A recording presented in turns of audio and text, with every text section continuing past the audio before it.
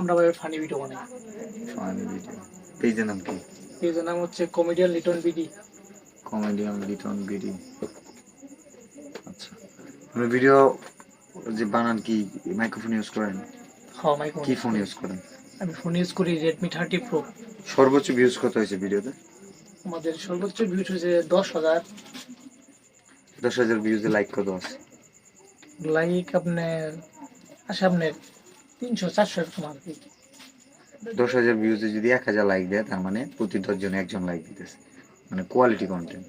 আমরা অনেক সময় খালি ভিউজ দেখি কত, কিন্তু দেখতে হবে কত মানুষ লাইক করলো, কত মানুষ কমেন্টস করলো। কমেন্টস যত বেশি আসবো, মনে ওই কাজটার প্রতি ইন্টারেস্টের আগ্রহ বেশি মানুষ। তো সাপোর্ট বলতে ভালো কন্টেন্টের উপরে কিছুই নেই।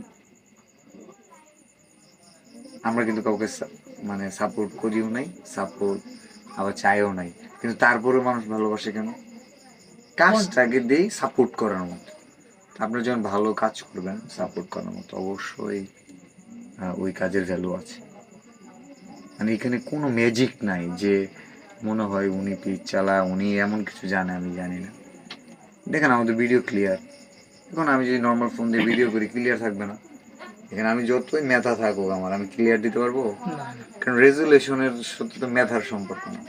হ্যাঁ, তখন হয়তো কতটুকু সুন্দর করে ধরলে ক্লিয়ার দেখা যাবে কোন জায়গায়, কিন্তু আগে ভালো ক্যামেরা লাগবে, তারপরে কথা ক্লিয়ার বোঝানোর জন্য মাইক্রোফোন লাগবে না?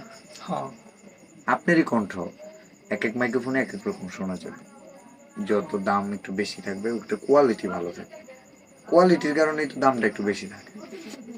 সবচেয়ে বড় জিনিস যেটা, এটা হচ্ছে কন্টেন্ট। কন্টেন্ট ভালো হইলে এক সময় ভিউজ হইলে ফোন কিনা যায়, কন্টেন্ট ভালো হইলে রিস্ক নেওয়া যায়, কন্টেন্ট ভালো হলে মাইক্রোফোন ফোন এগুলো ম্যানেজ করা কঠিন না।